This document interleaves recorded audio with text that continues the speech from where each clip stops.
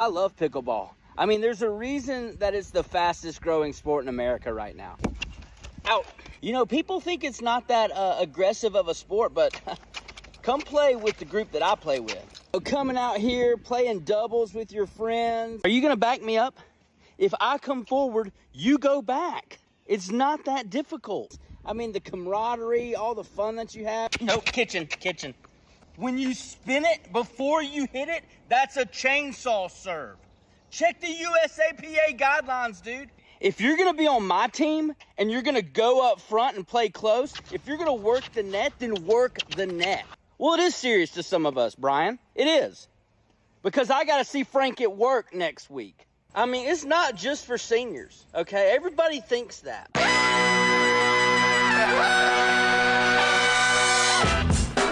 Good morning, sweet world, and welcome to the No Dunks podcast on the Athletic Network. It's Tuesday, October 18th, 2022. Happy NBA Day to everybody out there. I'm J.E. Skeets here in the Classic Factory, and alongside me, as always, Tass Mellis. Podcast listeners, this is for you! Next to Tass, it's the bearded one, my top shot hot boy, Trey Kirby. Heyo. Hey yo! And over yonder, making the magic happen, super producer JD. Hello. There he is, and here we are. JD said that cold open was your morning, basically. Yeah, pretty much. That was me.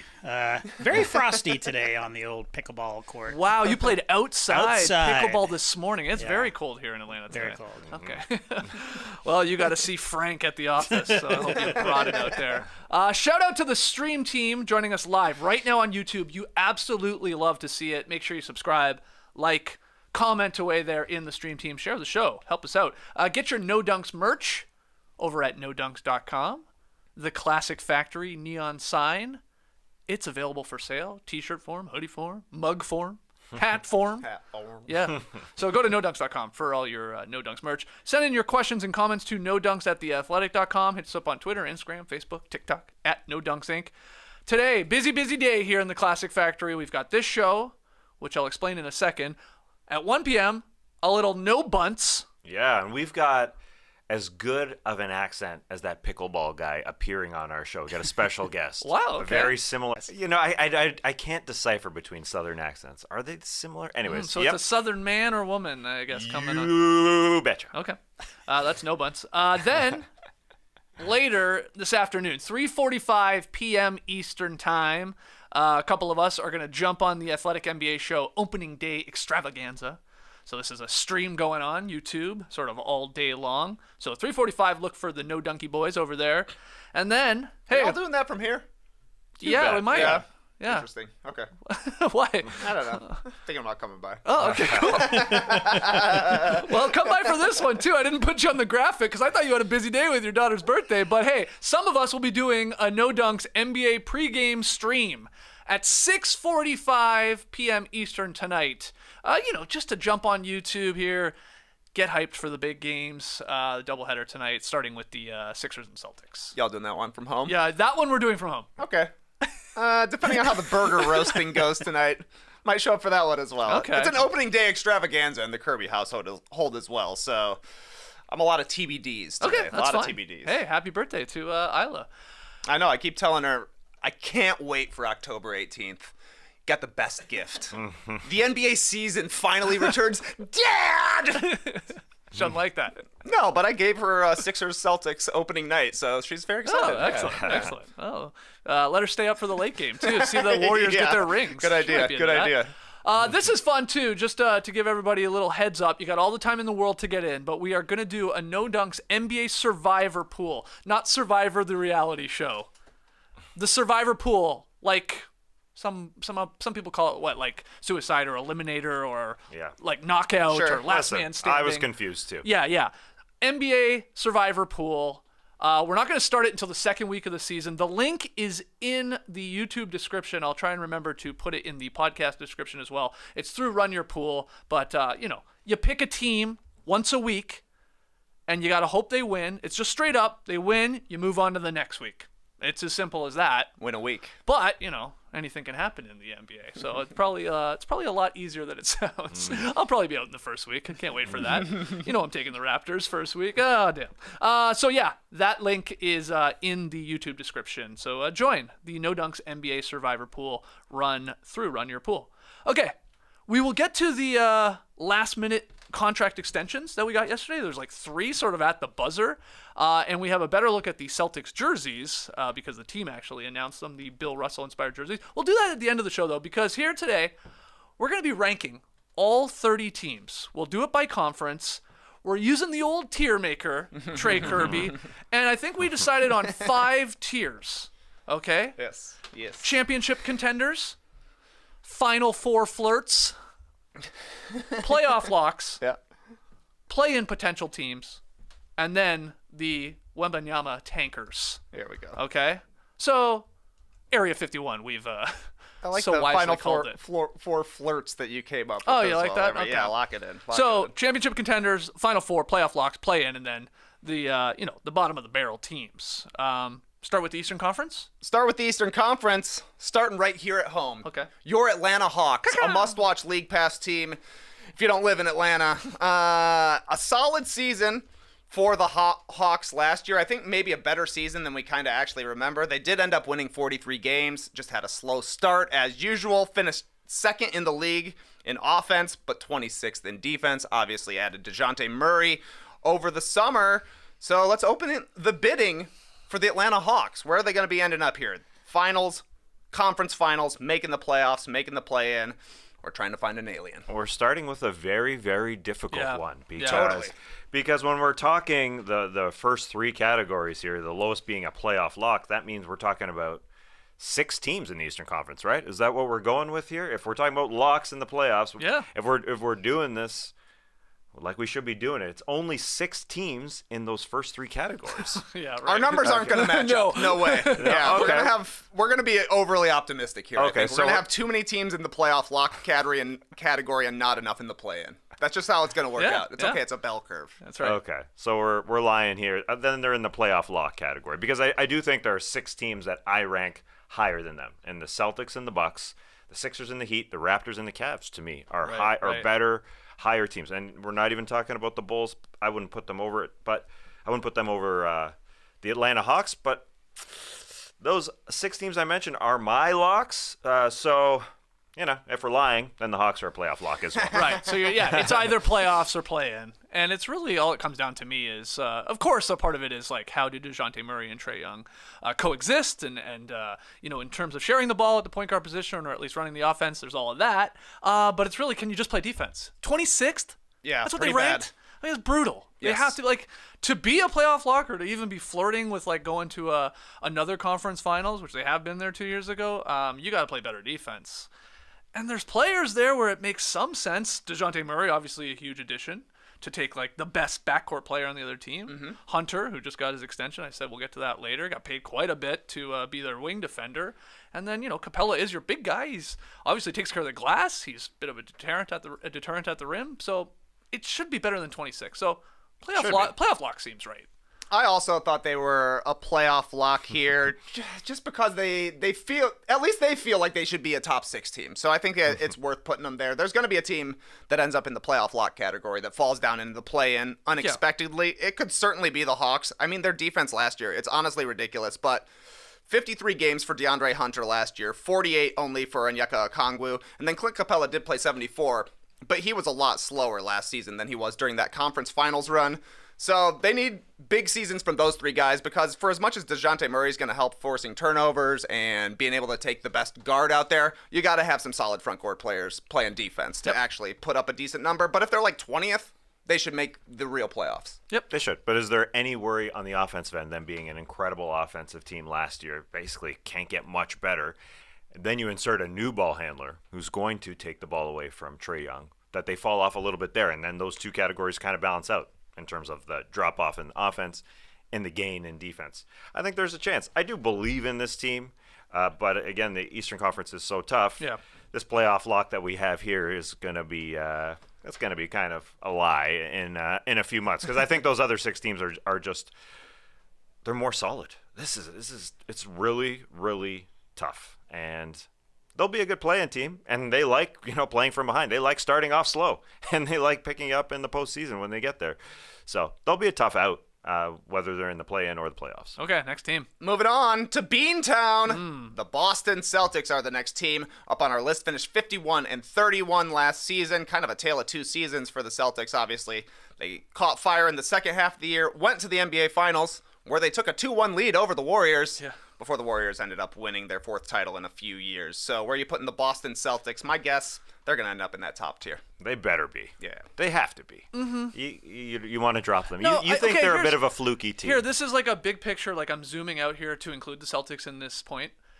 These teams, the Celtics because of their coaching change, the Nets because of the off-court drama and like I don't want to be here from their star players and get rid of our coach, but they're still here and all of that. The Suns with whatever the vibes are with that team. And then the Warriors maybe with the Draymond Green punching Jordan Poole. These four teams, everybody for the most part is like, they're still good teams. I know you think differently maybe about the Suns. You could see a drop off there. But like, my point is, those were some crazy shit happening during the offseason. And there's no way all four of these teams, you can't convince me all four of them are like, no big deal, 55 wins, see you in the conference finals or whatever, like a really an elite team. One of them or two of them, if not more, has to be affected. Yeah. I have to believe that. But you can't put And the I'm not saying it's the Celtics Celtics. I'm not saying in the same category as the Nets. I mean, So then coaching doesn't matter at all? Like, or Mazzulla is just as good as Udoka? Like, what is it? I mean, that's a big thing. They lost their damn coach. Well, yeah, but the Nets are a cluster F in the locker room. I mean, throughout the last 12 months, and the Celtics wiped them off the floor. I think they're totally two different categories in the Eastern Conference. And yeah, whatever happens in the Western Conference, that's different. But I think the Celtics should be in this category. They deserve to be in this category, and it's not just last year. They have been in the conference finals 4 of the last 6 years at least. And they squeezed one in and got one to the final. So this is a rock solid team. And yeah, Udoka gone. It could be an issue for a bit, but the players are gonna override that. They're too good, and the locker room's too good. I thought Ime Udoka was a big part of their locker room being so good last year, but I guess we'll see going forward. I still got them in the NBA Finals tier because they did make the finals, and their main players are still young. Yes. Jason Tatum and Jaylen Brown. They also, as we know, added Malcolm Brogdon. They get a full year of Derek White. It just feels like the luck isn't going their way this season the way it did in the second half of last year, but they started stinky last year as well, so I don't know. You'd rather have your bad luck in October and November than January, February into June. Okay, totally fine. Of course, putting them in the championship contender, all the reasons you're saying, but let's not gloss over the fact that Robert Williams III is injured and is their most important defensive player, which is why they were winning a ton of games. So that's a rough start, but he should come back in 8 to 12 weeks. And then can Al Horford, can that body stay I saw photos. Elite? I saw photos of that body. The body looks good. All right. Okay. The body looks great They're in those leaked jerseys, which I wish we didn't have those leaked photos prior to the actual announcement of the jerseys, because the jerseys look way better. It's 100%. They look better. Great lighting. Yep. Great bods. And the details. Al Horford's been drinking a lot of chocolate milk. Yes, and the details. The details are great. And Bill Russell. Bill Russell took part in the design of those before passing. So I throw them in that. Listen to the guys you just mentioned. Horford, Malcolm Brogdon we haven't mentioned, the Jays, Marcus Smart. They're rocks. They're going to come out and put it together. They should be an NBA Finals team. I know the Final Four flirt category is a great name, but not putting them in that. Okay. I think that's fair. This is maybe the toughest question in the Eastern Conference. The next team we're going to discuss is the Brooklyn Nets. Why even recap what they did last season? Because it can't be as bad as last year, can it? That's my main thing, is it can't be as bad as it went last season. And the Nets were, for all of their faults last year, they still made it to the play-in tournament. They still made it to the playoffs. They were in first place for a little bit. Yeah. Somehow the Nets won 44 games. The way we talk about the Nets, you would think they won 12 games last season. Sure. But they won 44. Kevin Durant was an MVP candidate for a large chunk of the season until he went down with an injury, but then they made it to the playoffs and they got ran off the floor by the Boston Celtics. So good luck picking a tier for the Nets. Yeah, I was going to say this might be the only team we come across through this exercise where you could put them realistically in 4 different categories. Tankers is probably too extreme because they're not leaning into that. Right. But Contenders, Final Four, playoff, or play-in. I mean, you can make a very fair case for any of those 4, couldn't you? Oh, yeah. Because talent-wise, you'd be like, yeah, they're championship contenders. This is a blast. It's a blast talking about these Brooklyn Nets. Yeah, you could literally split them into 4 pieces and throw them in the first 4 categories. Absolutely. They were 29-16 last year, the number 1 Eastern Conference team on January 22nd. So more than half the season, they were leading it because Kevin Durant was healthy. I think there's going to be a big move at some point with this team. I don't think the status quo stays from here until the end of the season. I just can't imagine it. But like, what kind of a move do you think? Yeah, I mean, I think they trade Kyrie Irving. I think they trade Kyrie, but even still, they do have Kevin Durant and Ben Simmons on their team with a great talent around them, and I just don't believe in the chemistry that they had 2 years ago. So I tend to lean a little bit lower on the tier maker than I guess you guys do. I don't know. So where are you going? You're putting I can't lock. I'm not locking them in.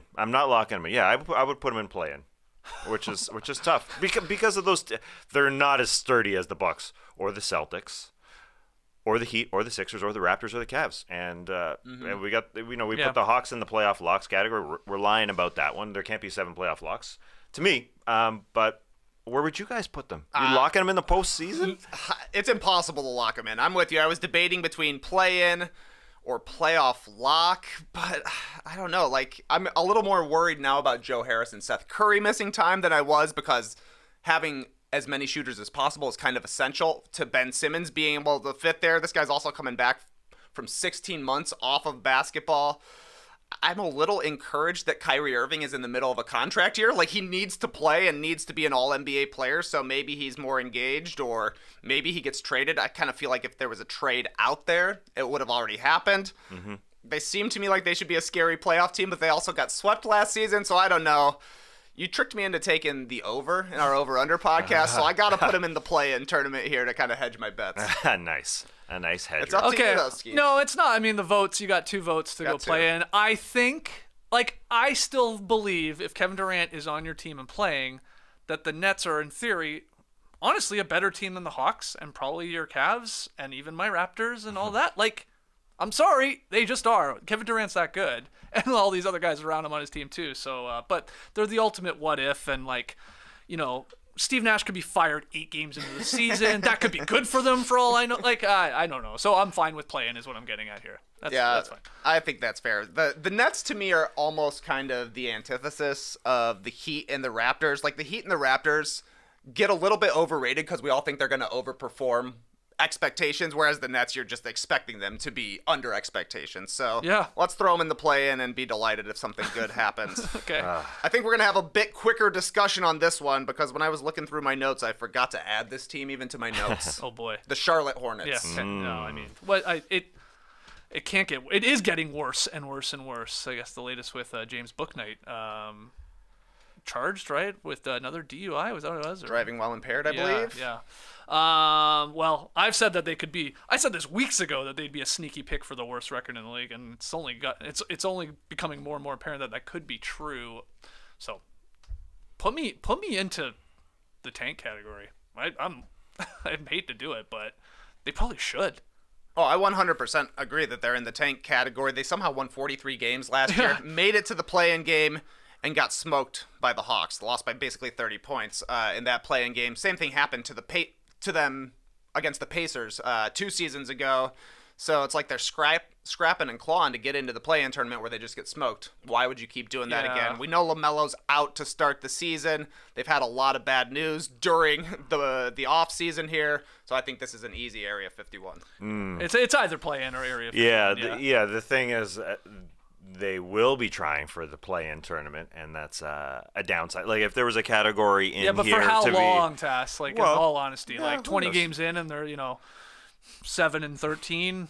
at some point in the front office going to be like, all right. I don't know. Just I don't know. develop. They're going to be trying. They're going to be trying for a lot of the season, I think. And if there's a category in between the play-in and the Area 51 where it was like a should be bricking for Vic or should be looking to Area 51, that's where they would fit, I think, because they're going to be in between. They're going to be looking to get in the play-in, and if Gordon Hayward's on the floor and if LaMelo's on the floor, they're probably good enough for 30 wins. And so they won't be far from the play-in, but throw them in Area 51 because that's where they should ride. And just not sure MJ likes aliens. I don't think a Michael Jordan team is doing that Well, he kind of defeated thing. the Monstars. That's a good point. And then he welcomed them to the Toon Squad. Yeah. This guy loves aliens. I hope so. Biggest alien fan in the game. Yeah, I mean, you had said it on one of our previous podcasts too. Like, they could be a team that looks to trade Hayward, Terry Rozier, who else? Kelly Oubre Jr. There's some pieces around there that could be desirable to a contending team. Yeah. This could be a David Robinson sort of stealth tank where they just play it easy. You've got one good player, but how nice would it be to have two incredible players? No, Just go for it. The tough Eastern Conference is probably a good thing for them. They're going to get pounded. Yeah, that's a good point. Yeah. Even though they're in the easiest division. That part of it, yeah. All right. Can't wait for this one. The Chicago Bulls. That's who I thought you were talking about. You forgot about the Bulls. Everybody else does. Oh, my goodness. I was listening to the Athletic NBA show today. I was stoked to hear Anthony Slater pick Patrick Williams as his most improved player of the year. No surprise, Fred Katz comes over the top and talks about the Toronto Raptors like 1 second later. Ridiculous. Fred Katz is part of the Raptors propaganda machine as well. I didn't know that was going to be the case. But the Chicago Bulls, I'm going to lose this one. They're a playoff lock, but they're going to end up in the play-in tournament. So tell me why. Well, Patrick Williams is good, but let me tell you something about OG Anunoby and Pascal Siakam. See, classic Raptors move here. Those dudes can pass the ball, and people are underestimating what they can do together. That Bulls, it's unfortunate. They are a solid team. They are a solid team. But they're being out-solided by a lot of other Eastern Conference teams, so you have to throw them in the play-in tournament situation, which is unfortunate for a 46-win team. But they start the season with what killed them in the second half, and that's injuries. And that's a big part of this. They got off to that hot start, got the injuries, and now Alonzo Ball's injured, and it really sucks, and who knows when he comes back. And he is such an integral part to that defense. Playing. I'm sorry. It's true. There's a reason why no one's talking about the Bulls, because they didn't do anything, and they're sort of like just mediocre, and everybody is agreeing with that. Hey, they beat the Bucks in the playoffs in Milwaukee last year. Right. That's, Hey, listen. was that a gentleman's sweep? It was, wasn't it? No, they won game 2. Oh, they did. They won game 2, and people were thinking, Oh, they won the in Bulls have a Milwaukee. chance in game 3 because Yeah. Chris Middleton went down with an injury, and then they lost by 30. It was the worst home loss in Bulls playoff history. I don't know why there's no buzz for this team. I will get jacked if. Now, speaking about the injuries, there's guys who are coming in, like Ayo Dosunmu. Javonte Green should get minutes. He played that power forward spot, probably should start over Patrick Williams. But if Patrick Williams gets a little hot, I think there could be some buzz. There needs to be a spark within those guys because they've basically sold out. They've basically traded every pick, and it has to come within if they're gonna get good. In the Vooch deal for sure, yeah. But hey, Caruso back. I like that. Exactly. That's fun. They're only missing Lonzo. Yeah. They're really only missing Lonzo. And the Bulls at their worst last season, no Lonzo, no Caruso, no Pat Williams. Zach LaVine was playing through a knee injury. Still no Lonzo, but he'll come back sometime this season. Who knows what's going to happen? LeVar, I saw said that he had like nerve problems in his knee, which sounds pretty bad. But everybody else, full health, contract year Vooch, gotta be a big season for him. And they added depth with Andre Drummond and Goran Dragic. Those are NBA players. Hey. Yeah, those are players. Who I think they're going to be 41-41, which is like, that's playing. Has to be, right? Yeah. Well, Yeah, that's playing. yeah. That's okay. playing. Okay. All right, solid. Oh, hey, what are you doing? Oh, my bad. Yeah, what are you doing? Okay. Trey Kirby trying to sneak the Bulls into the championship contender category there. Well, tier. everybody's still a contender right now. That's true. Everybody's 0-0. Okay. All right. The Cleveland Cavaliers, everybody's favorite team right now, everybody's favorite Eastern Conference second favorite team. Good season for the Cavs last year. Obviously, they added Donovan Mitchell via trade over the offseason. Finished last year kind of like the Bulls, a really sweet start. Injuries derailed the team. They finished 44 and 38, knocked them down to 8th in the Eastern Conference. Cleveland Cavaliers, my guess is that this is a playoff lock team with people making a case as Final Four flirts. Oh, wow. I can't do that. Not with the other teams in the Eastern Conference. But of course, playoff lock, yeah, you can twist my arm. I'm not as high on this team as others, just because I feel there is a collective to the moon with this squad, and I think it's going to be a year or two until maybe that comes to fruition. But playoff lock, they should be really good. If their bigs in Mobley and Jared Allen are playing, then that right there, that's just you have an elite defense. You really do. Absolutely. So then you've got obviously Mitchell to help out Garland to try and sort of close games. They're a playoff lock to me. Yeah, 50 of the games in an NBA season are Tuesday, Friday, Sunday nights where you go in marquee games, you go into Cleveland and you got to face beasts in the lane that you do not want to go into. A big part of guards trying to score on this team is looking at those guys in the lane and just staying out of it. If you like your scores like plus minus over under numbers, you look when they play this team. You got to say, I don't know, if they're not a great three-point shooting team, they're not going to produce because they're just scary in there. So a 44-win team that just needed a scorer, insert Donovan Mitchell, have all this talent. I believe that Donovan Mitchell will be inserted pretty seamlessly. I think he wants to bounce back. I think he is a good team player when he wants to be. This team should excel. So many injuries to get to 44 wins. I think this is a 50-win team. I think the chemistry and the locker room is a big part of every NBA team. They've got it. I don't think Donovan's messing with that. But even you are not going so far to say this is a conference finals run. You don't see like a potential with the Hawks did 2 years ago. 2 years ago, the Mavs did a year ago. I guess if injuries break their way for other teams. It's a tough conference to do it in. But yeah, if injuries break their way, playoff lock is just it's a nice step here. Yep. They were playing team. They should have been a lock until they got really banged up. So playoff lock, I do want to say a flirting. I think they're waving at the Final Four spot. From across the bar? Making eyes at the Final Four spot. Absolutely. Trey, what do you think? I think playoff lock is the place for them to be, and win a playoff series should be the goal, and would be an awesome season for the Cavs to win a playoff series. For the first time without LeBron since LeBron entered the league, I think is what it would be, right? Jeez. So I'm happy to slot them in there. I think it's kind of weird because when you look at the Eastern Conference, most of the time I'm like, oh, they're not going to be able to beat the Bucks because they can't handle Giannis. They're not going to be able to beat the Sixers because they can't handle Joel Embiid. I don't think that's a problem for the Cavs. They've actually got bigs to play defense. The problem is going to be more of a Jimmy Butler or a Jason Tatum or a Kevin Durant wing player who really gives the Cavs trouble, and it'll all depend on matchups. So, yeah, I could foresee them making eyes at the conference finals if, injuries go the right way, matchups go the right way, just like they did for the Hawks. I saw Kyle, I think it was in the stream team, say they're not the deepest team in the league. So another injury. Well, I think that's true because Rubio's not going to be back for a while. Of course, Love, he played great last year. Can he do that again off the bench? Karis LeVert, he didn't deliver what they were really hoping. Hopefully have a bounce back, but LeVert, Love. They've got some solid guys, and Jetty Osman coming off the bench. There's guys Lopez? there. You like There's Robin? a Lopez. There's a Dean Wade. Don't call me I D think Wade. you're just naming guys. No, I'm not they're sure good. that's Yeah, amazing. Tass came up with a great theory on a podcast we were on recently. He said the more players that you name on a team, the worse the team is. Because if you're talking about the eighth guy, it don't really matter. Yeah. The top two are really what you need to talk You're about. trying to talk yourself into guys, but their bench is Bad. deep. Yeah. Nah, they got Kevin Love. Mediocre. Nah, It's not good. Okay. yeah, it's okay. Kevin Love got 6 man. If it was so good, they would have been better when all the guys got injured last year. But they weren't. And that's fine. That's most teams. So. It's a tough team. Yeah. It's a tough team. Tough Tough team. team. All right, we're staying in the Central Division here. The Detroit Pistons. Oh. A League Pass favorite, no doubt, this year. Cade Cunningham, year 2. Jay Nivey, year 1. Jalen Duren, year 1. They did lose their leading scorer from last season, Jeremy Grant. Yeah. People seem to just be writing that off. Who cares? Who cares? You just lost 20 points per game. The one veteran you had on the team. But where are you all going to be putting the Detroit Pistons?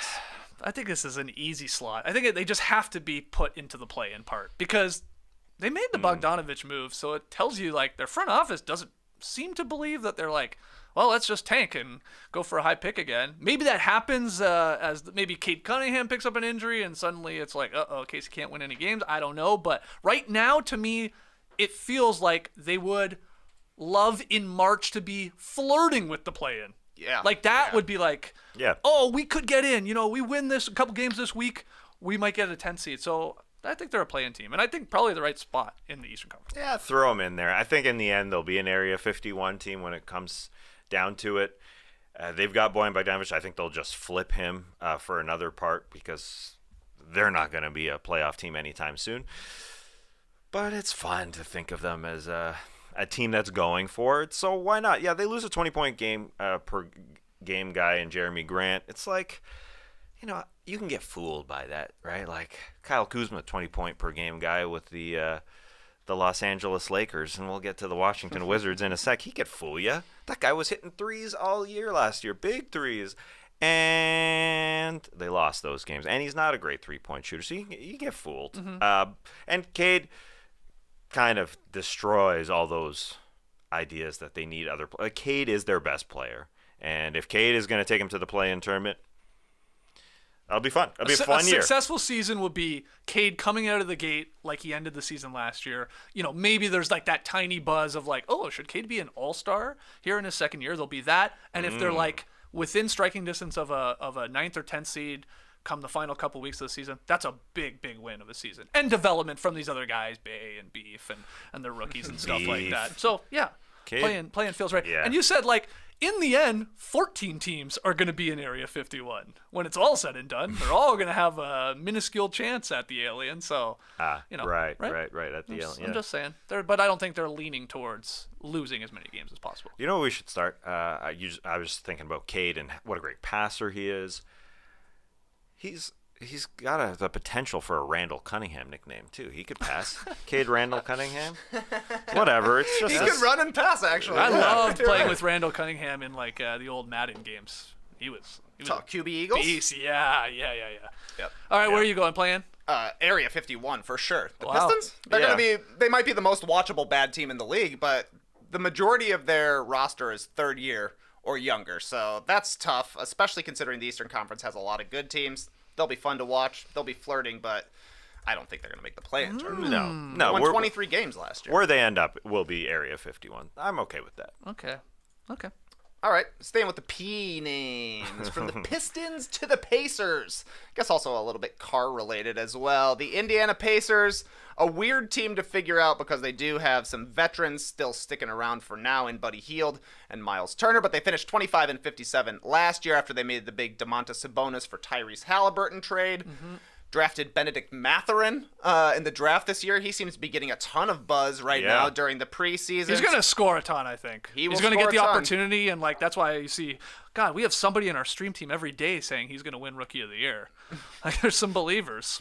I guess if he scores enough, he'll be on the short list. He'll be on the short list. Yeah, but I think they're going to be one of the worst teams in the league. Yep. This is an Area 51 for me as well. Easy. It's just they could accidentally hit their over because they don't trade their guys fast enough. That's the only possible reason, but this should be a team with wins in the 20s. Yeah, there's not much to discuss.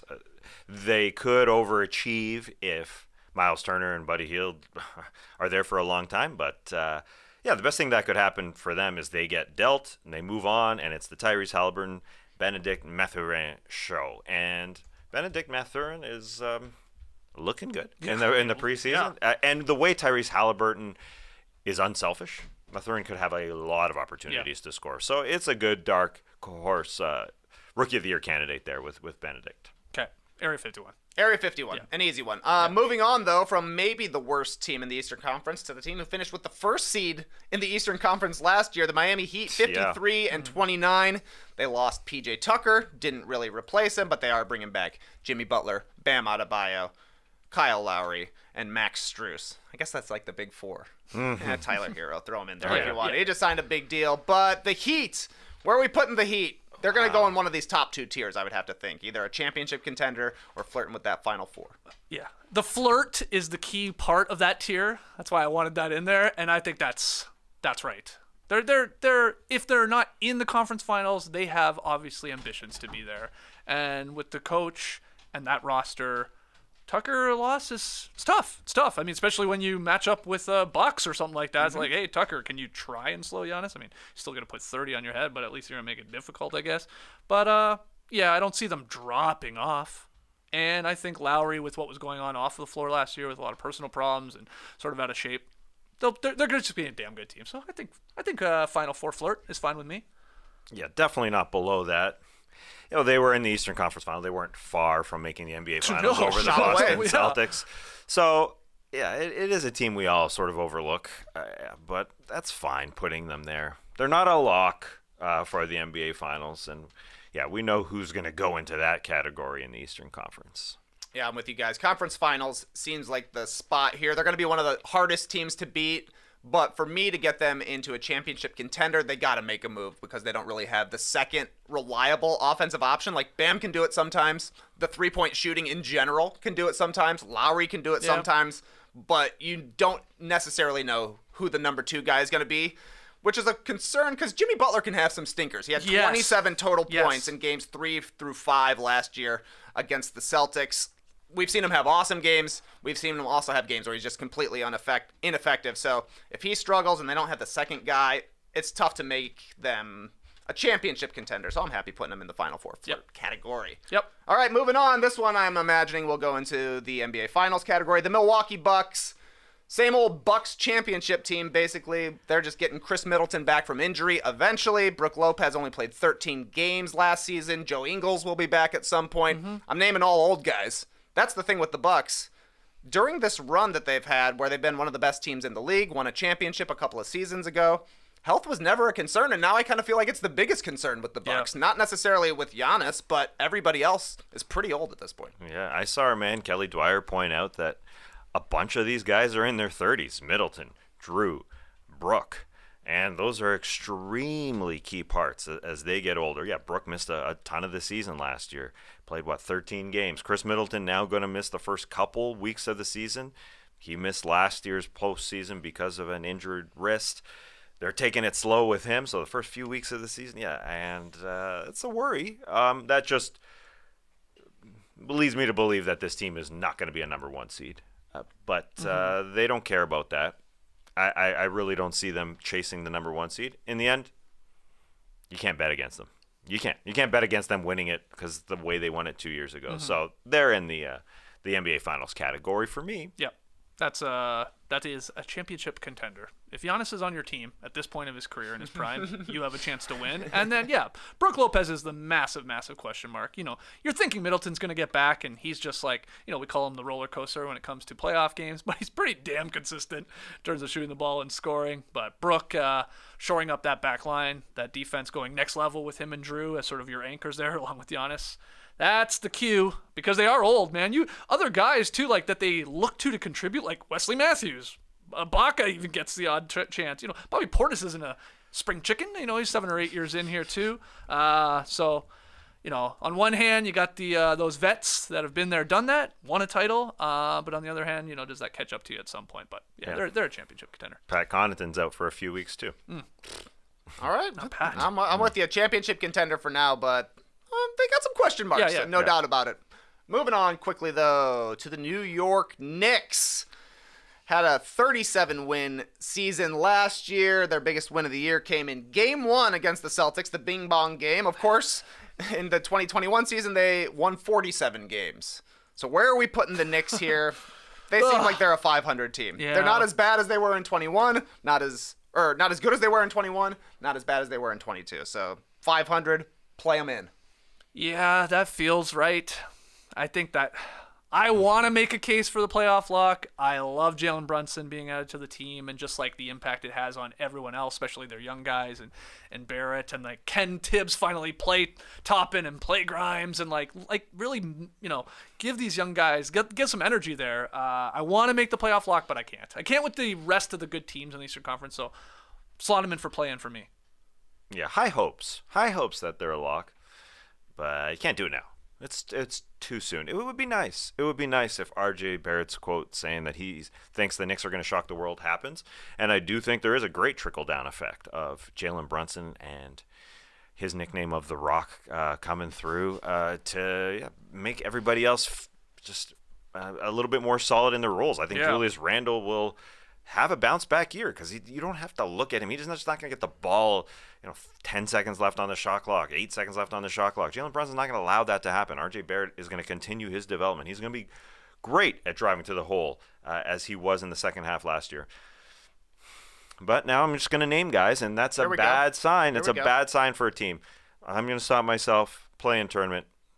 That's all they can hope for right now. If you believe in the preseason at all, Nope. and I avoid a lot of it, the Knicks looked good with Brunson. Like, really, really good. So, you hope that translates into the regular season. Play-in, though, for you as well? Play-in for me as well, though I will say I do overvalue the preseason a little bit because the Bulls were great in preseason last year. Like, their offense was unstoppable, and they started the season really hot as well. So that does bode well for the Knicks, but I think the East is just so good right now that it's going to be tough for them to add a whole bunch more wins from a 37-win team. We're just going to have to look at Julius Randle's season at the end of the year, because it's like when he was awesome and an all-NBA player, the Knicks had home court advantage. When he was giving thumbs down to the entire crowd there, the Knicks were bad. Mm-hmm. So if he's somewhere in the middle, likely the Knicks are as well. And they didn't go all in for a Donovan Mitchell trade, That's right. So they have pieces, picks and players to, disgruntled star in Market X wants out. They could be one of those teams that makes a move like that, or not, and maybe they're like, let's build slowly, as they've continued to do here after the Brunson signing. So we'll see.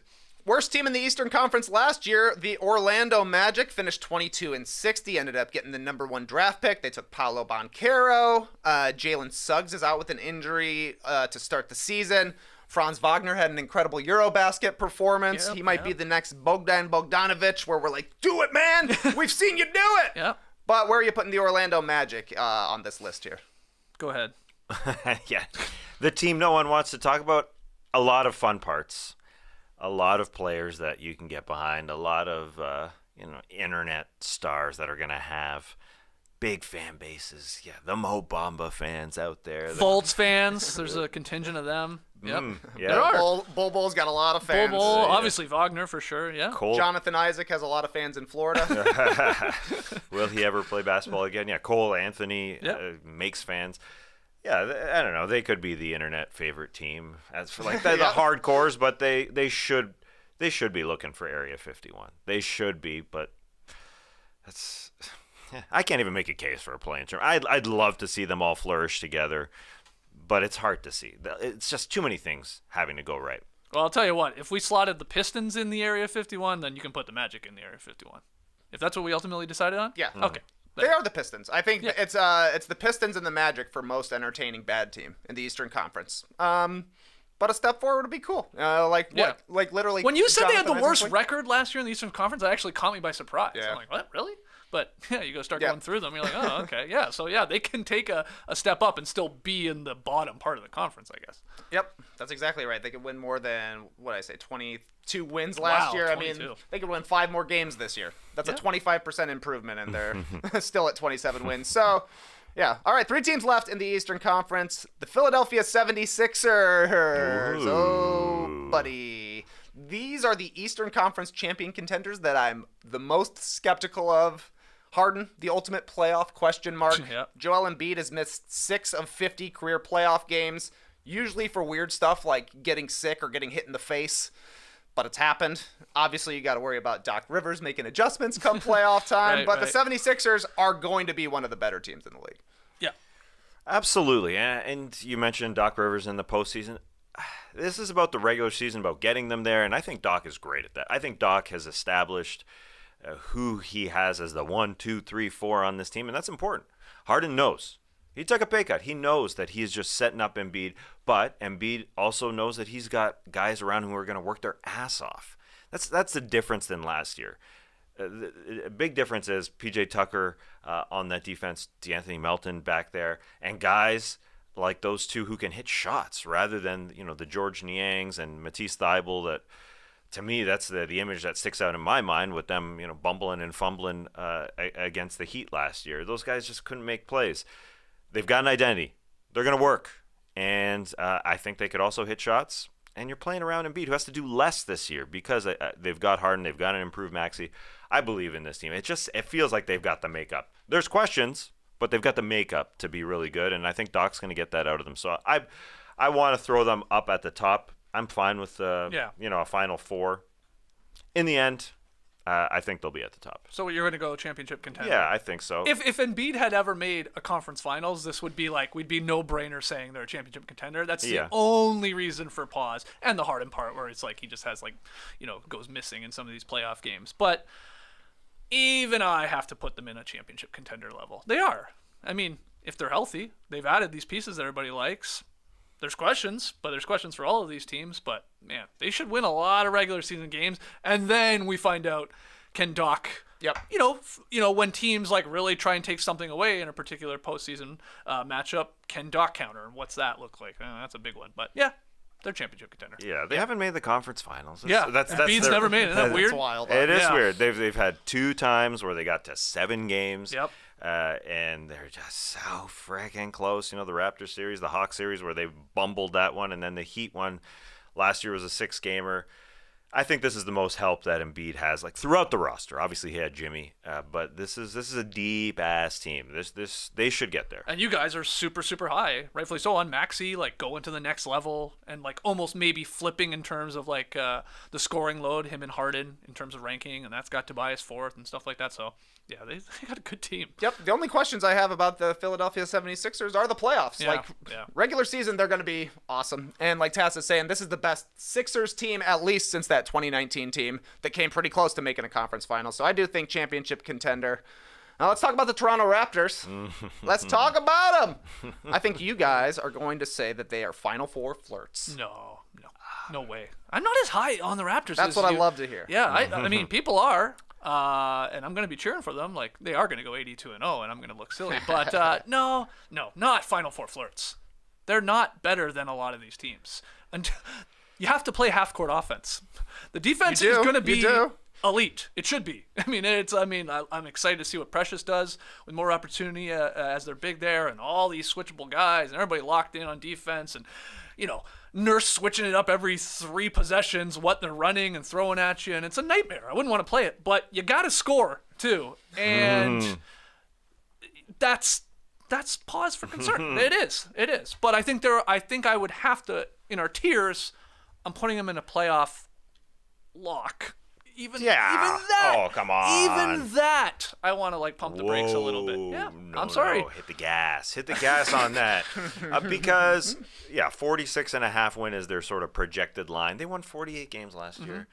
All they do, Trey, I know that you consider us part of the Canadian propaganda machine, but two of the leaders. I wish we had a little Canadian flag. But that's because there's not enough. There's not enough of us out there. The last 11 years, they've had their over-under projected line. People come in as NBA prognosticators and they say, under. 10 of the last 11 years, they've gone over that number. Because there's not enough of us. Because people go to Vegas and say, who the hell's this team? They go under. And that's a huge mistake. Right. A huge mistake. And 10 of the last 11 years, they go over. So 46.5 win projected line. The defense is going to be there, as you said. Yeah, the offense it comes a lot from fast breaks. Yeah. And it's a very much this, hey, we're going to do it by committee type thing. Yeah. So it's not what you'd what you drop as a playoff offense. They just don't have a go-to guy. Scotty Barnes can erase all that if he becomes that. So TBD on that. But the way the Eastern Conference is laid out, playoff lock is the appropriate spot for them. Again, there could be like a Hawks team that somehow knocks down the Raptors. There's just so many good Hawks or so many good Eastern Conference teams. But come on, lock them in. Playoff lock. Trey, how do you feel about that? I'm willing to accept them as a playoff lock. Thank you. But I will mention that the Raptors basically played a playoff rotation for the entirety of last season. They play a lot of minutes. Siakam, Van Vliet, Barnes, and Gary Trent Jr. all finished in the top 20 in minutes per game, and they got the 5th seed. So I don't know. They're always better than expected, but one of these teams, the Hawks, Cavs, and Raptors, is going to end up in the playoff tournament, play-in tournament. Totally. That'll be a little bit of a disappointing season for any of them, I would think, if they're not a top 6 seed. So we shall see. I would think the Raptors are maybe, I don't know. The Raptors are most established of those 3 teams, but least talented. I don't know if that's true, but it kind of feels like it to me. That's tough. I don't know. They don't have holes really in their lineup at all. You feel good about all of their guys as you went through. Siakam is their star. The guy's an all-NBA talent, and He was injured to start last year and then went on a run, like a torrent run. So he's their star, but people they're not convinced he's like, a top 15 guy in the league where it's like, hey, give him the ball. Go get us 2, man. Go win this game for us. They don't, and maybe he's not. But yeah. Anyway, lock. Final team here in the West. Final team here in the East, the Washington Wizards. You said no one talks about your Bulls all through the preseason. Fair, and I was thinking about that. You're like, they are the least talked about team. I think the Wizards are really close. No doubt. They are definitely so are. close. They No are one for sure. cares at all about this team. Yeah. But It is a team you just name guys for sure. One of the most named guys teams. you want to name some It's a guys on the nameable- Washington Wizards? Go yeah, ahead. it's fun. What about that Bradley Beal guy? He's pretty good. Yeah, he's good. He's good. What about Kristaps Porzingis? It's actually not bad. He can He's produce. got a beard now, yeah. Monte Morris can help out. Oh, solid. That guy takes care of the ball. Keep going. The Count of Monte Assist Toe. Oh, gross. Delete it, basketball reference. Yeah, please. Yeah, they've got Kuz has already been mentioned. You guy can pop for 30 points any game. We got to make a Classic Factory koozie. People are asking about. yeah, that's good. Oh, that's good. Yeah, people want that. I can put my Mario Kart sippy cup in there. Yeah. How could it? 'Cause- How has 'cause somebody not nobody made a likes- Kyle Kuzma koozie that's the giant pink sweater? Oh, That's like a no-brainer.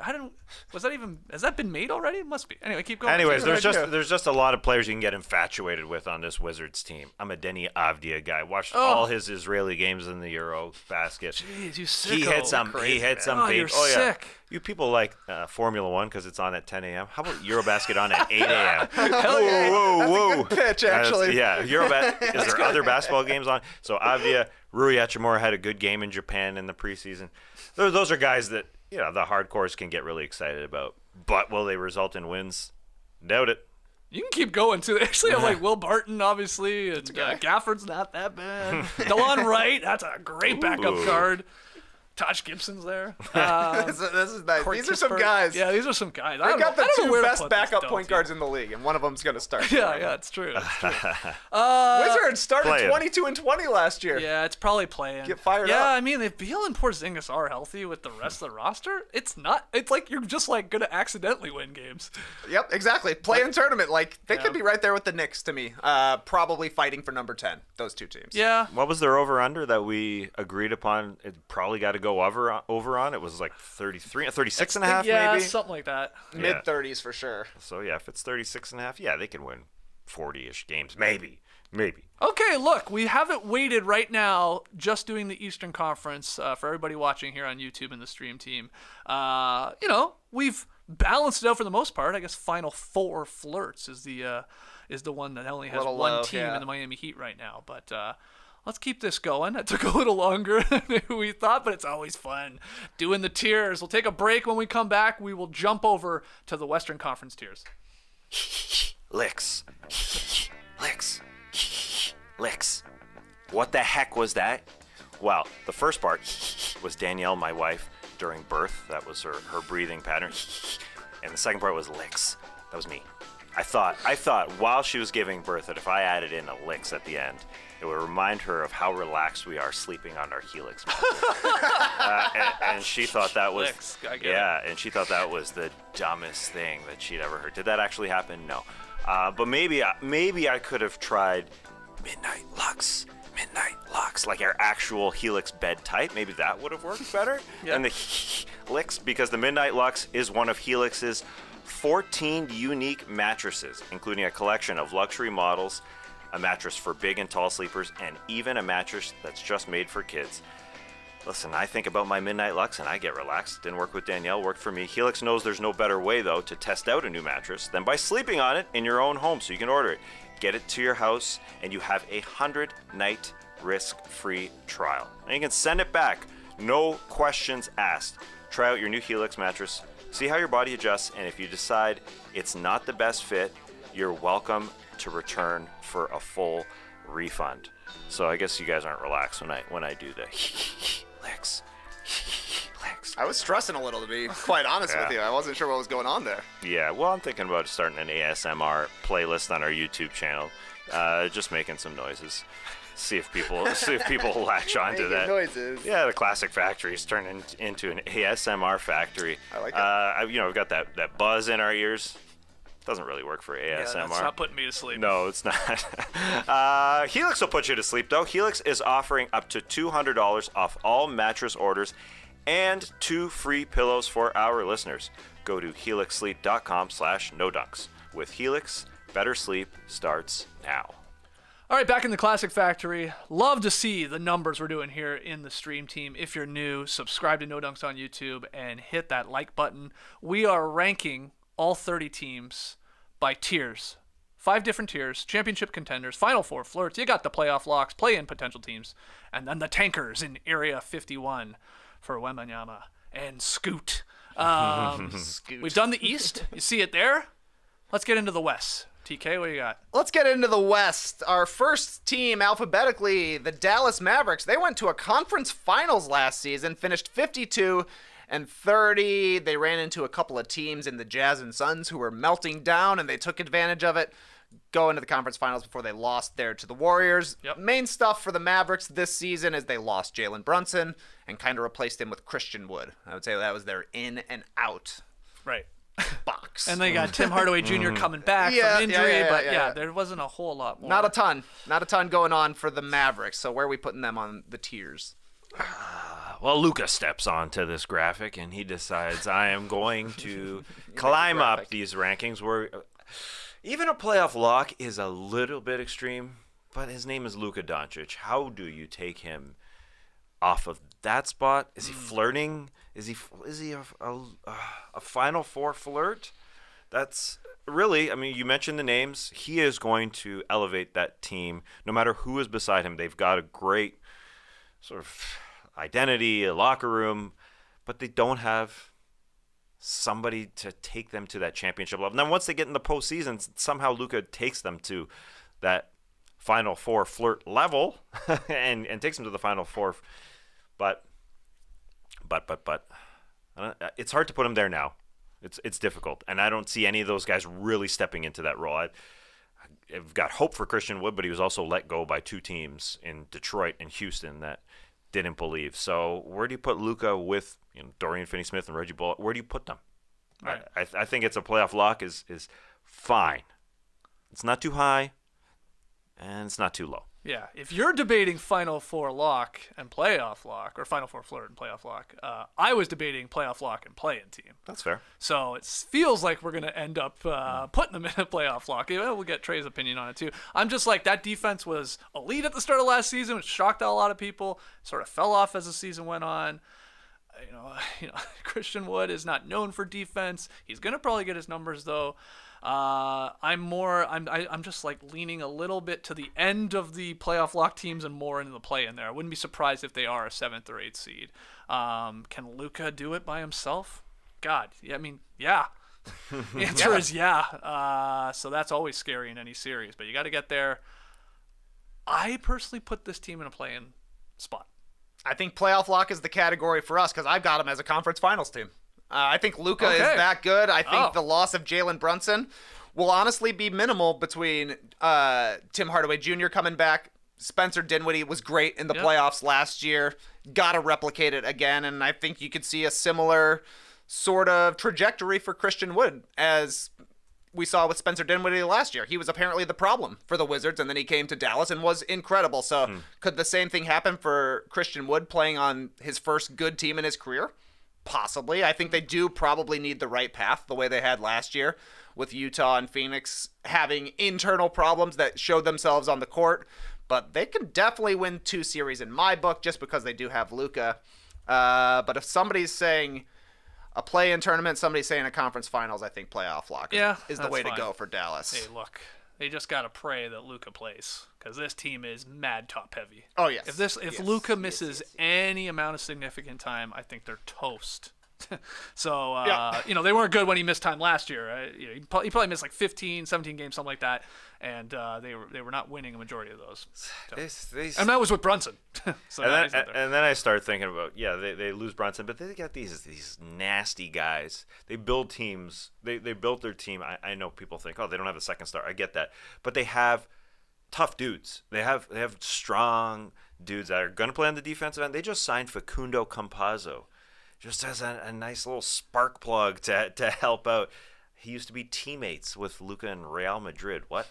And JaVale McGee is as much as people make fun of him, he's going to help. He is a guy who's won ships. Like, they're going to be all on the same track again with like Dorian Finney-Smith and Reggie Bullock, and maybe they can pull Christian Wood along, like you said, with that they did with Spencer Dinwiddie, who was just in a different situation. So they overachieve. They're an overachieving team. So I think they'll get to that playoff spot. TBD. Okay, playoff lock's fine. Playoff lock is fine. All right, next up on the list, two-time MVP Nikola Jokic and the Denver Nuggets.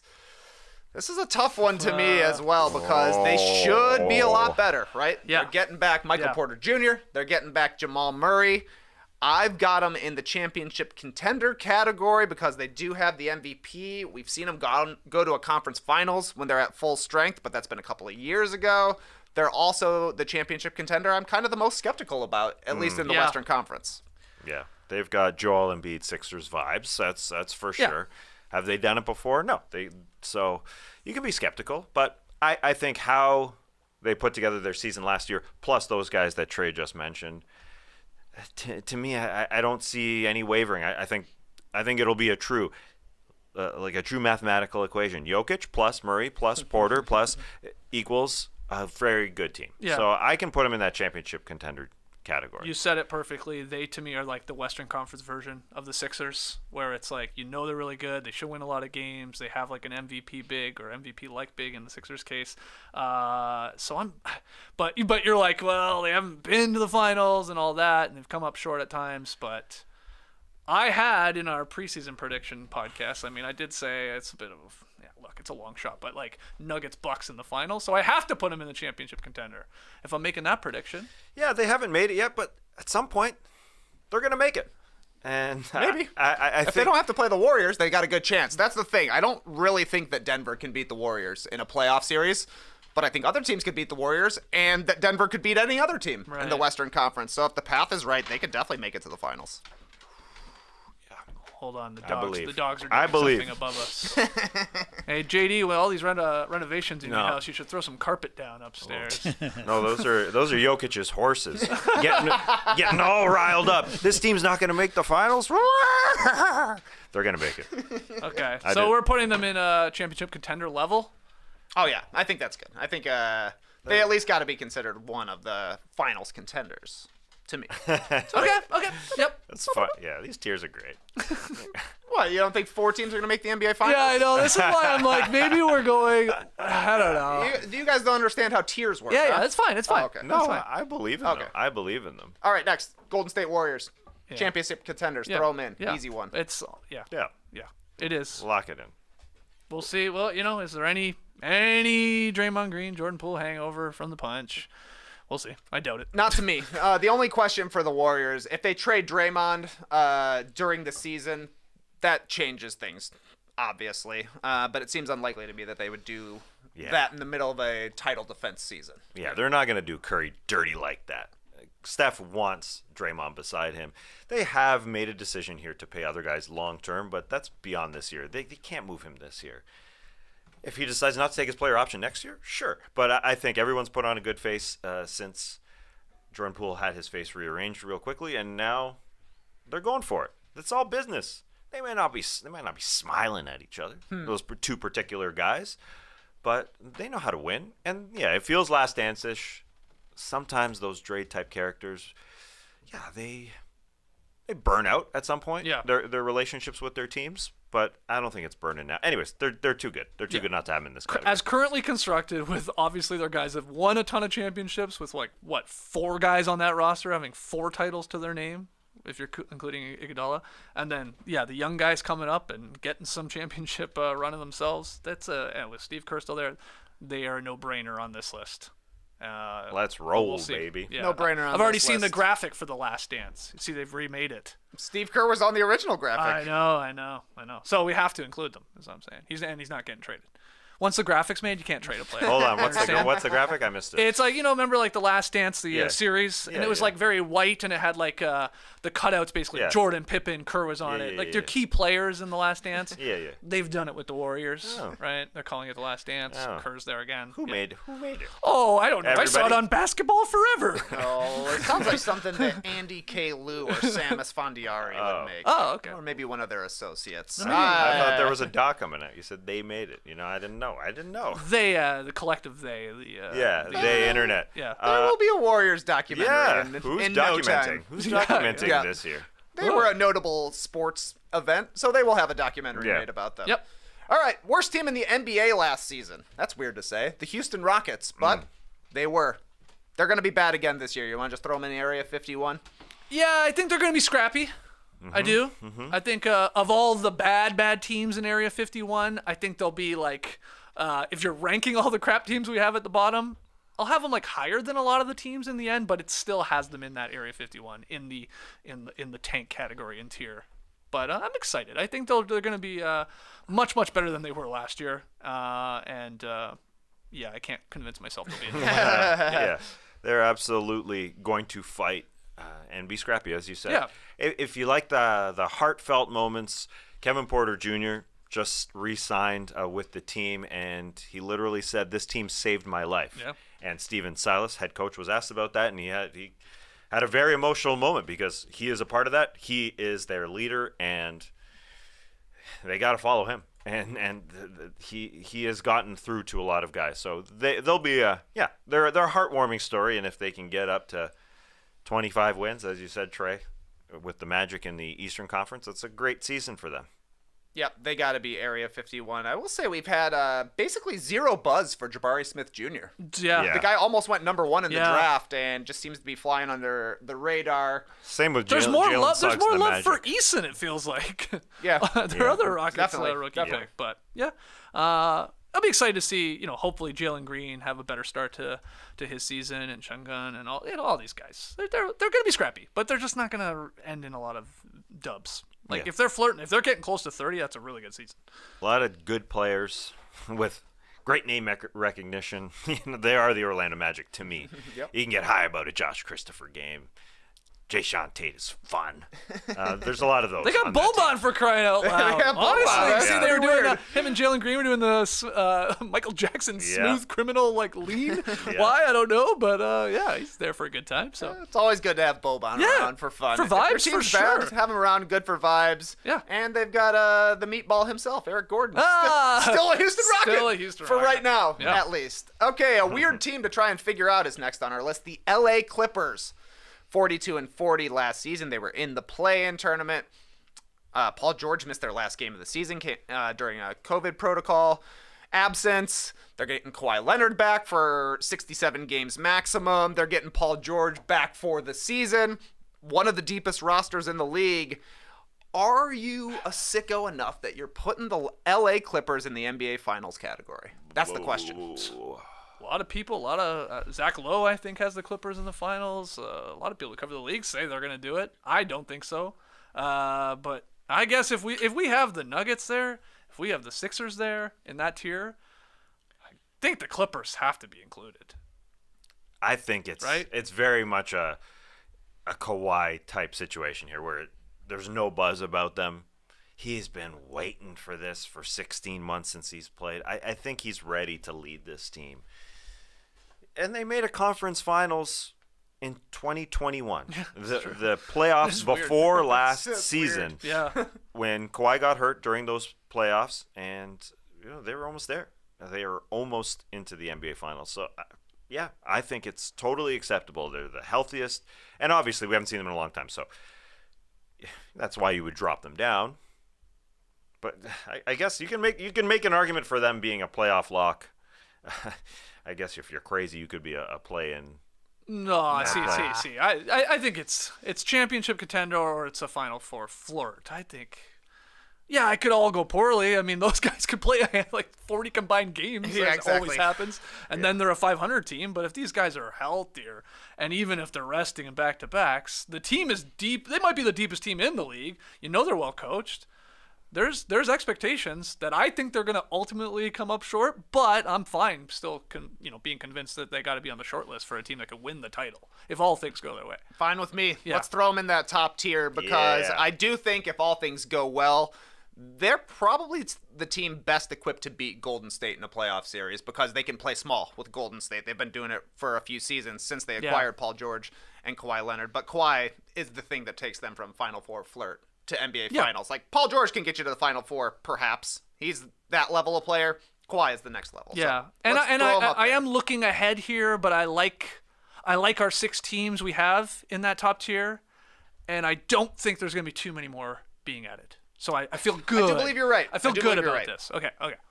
Biggest question in the Western Conference for me. Ooh, the Los Angeles Lakers.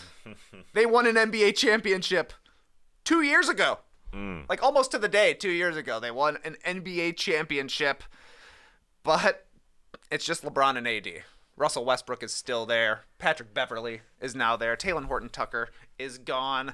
There's just a lot of random players on the Lakers, but it all comes down to LeBron and AD, and I really only trust LeBron at this point in their career. So for me, you can convince me either way between playoff lock and play-in tournament on the Lakers. Oh, yeah. It's a lot of it is on Anthony Davis's shoulders being still in his prime, and I get that you trust LeBron more. That makes sense. Anthony Davis coming into this season saying, I'm looking forward to playing the Warriors on opening night. It's going to be fun to spoil a ring night. I don't like the talking before the game. I don't like it. Just go do it first before we're talking in the preseason. Yeah, just play the game first. Reminds me of last year when he said the Phoenix Suns, they knocked us out, but whatever. That's a great call. Just go do it first. I get that you want to rely on LeBron, but he's getting older too because of how weak the rest of this roster is. You're going to have to rely on ADs, so I got to put them in the play-in position just because of how good the Western Conference is. Yeah. I think Kendrick Nunn's going to help out, but like Trey said, you got to rely on the top guys because of how weak the rest of the roster is. That's where they're going for me. Play in. I'll be shocked if the Lakers are not a 7th to the 10th seed when the season is done. Right? Yeah, Because I don't know.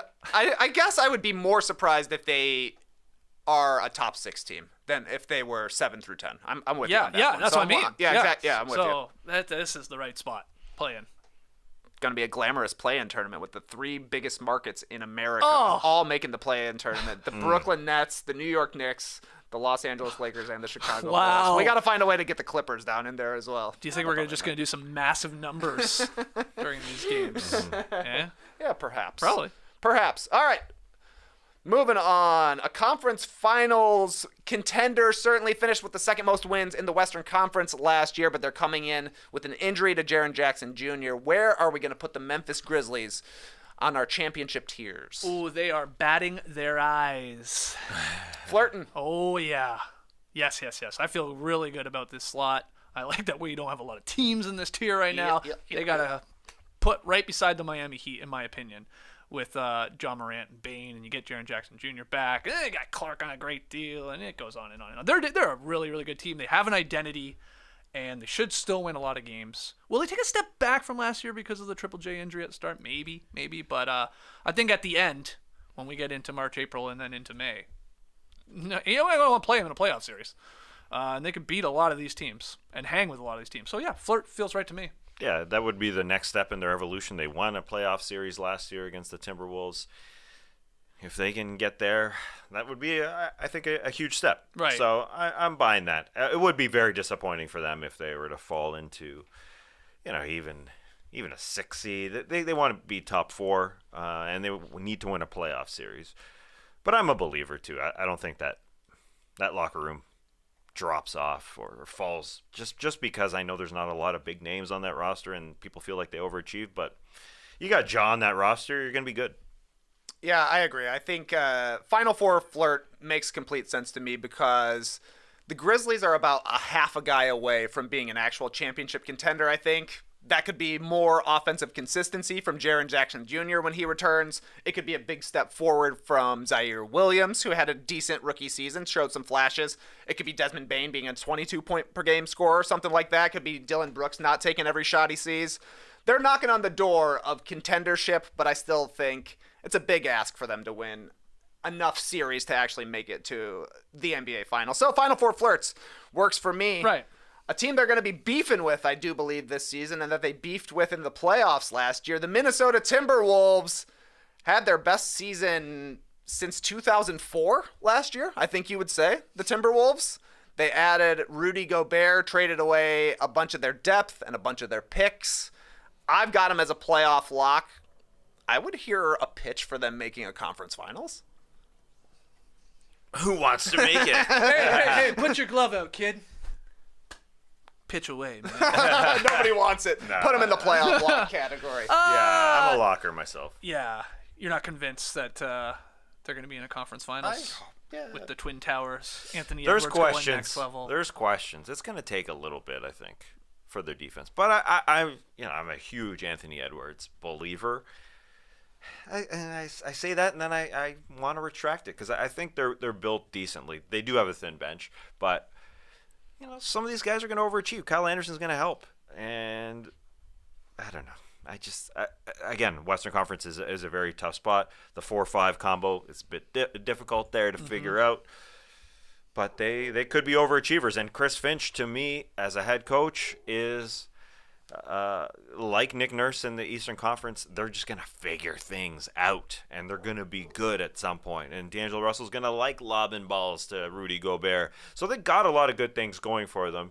But you're going to doubt some teams, and you're going to believe in some teams. I believe in the Nuggets, and I got a little doubt that this team could be as good as the Nuggets. Are they on the Nuggets level? No. I mean, you can bat some eyes if you want, but Locke is a decent category for me. Locke feels right. Love him or hate him, Rudy Gobert, regular season teams win a ton of games.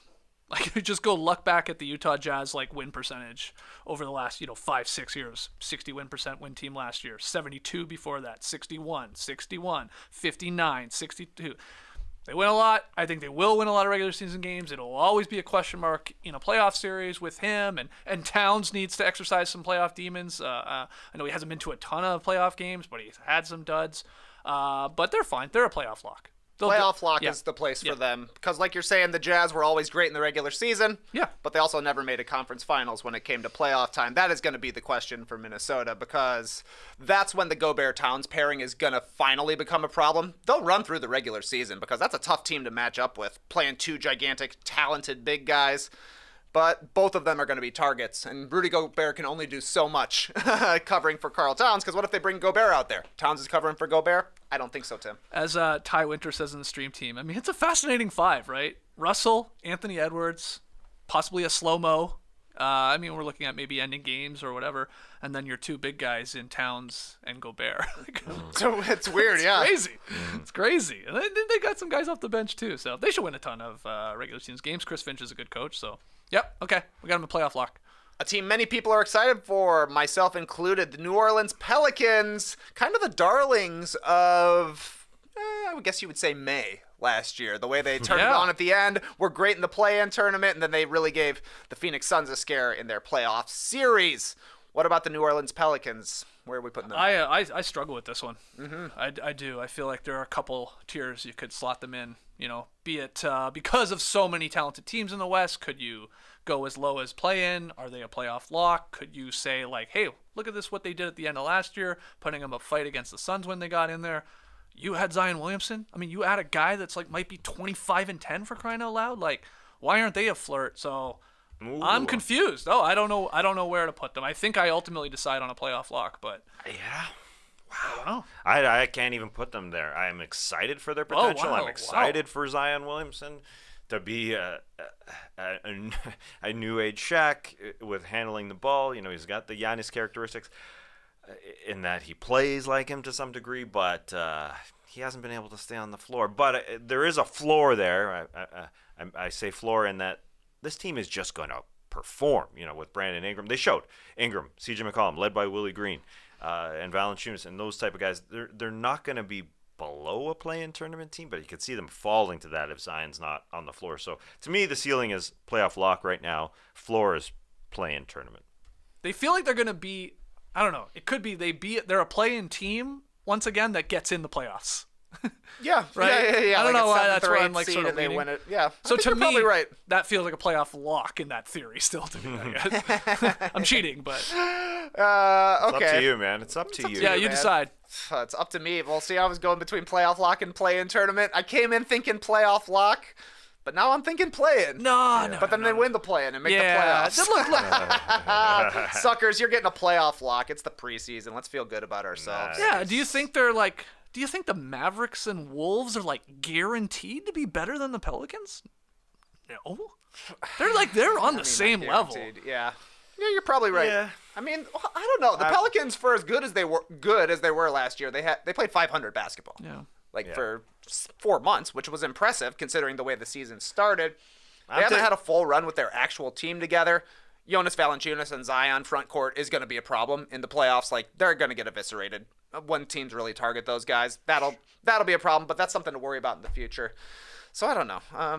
Yeah, playoff lock. I think they could win their play-in game. Yeah, I have the Wolves and Mavs as a level up than the Pelicans, but you're right, Trey. It's time to be optimistic. Time to be Okay, optimistic. okay. Exactly right. Got to be optimistic, especially with this team. The OKC Thunder.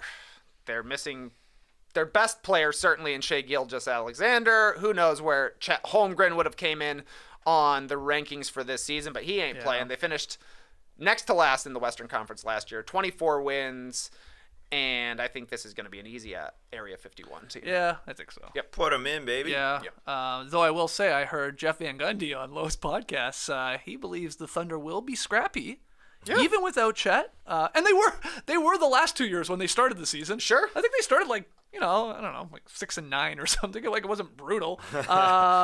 But he also on the podcast. They started 5 and 6, as a matter of fact. 5 and 6. Oh yeah, and okay. then 6 and 9. Okay. But yeah. Jeff Van Gundy called Willie Hernan Gomez Billy. Has anyone ever done that? You hear it. You Really? definitely I had hear it. never heard that. I was like, whoa. I was like, was that an error? And he just thought his name was Billy? Or was like, it's William, Bill, Billy, Willie. It's all the same. Anyway. It's all the same. Yeah, didn't he go to Guillermo Hernandez for a second last year or something? Oh, I forgot. Because that's his. Yeah, right. I think he changed his name Anyway. Well, changed it to his actual name.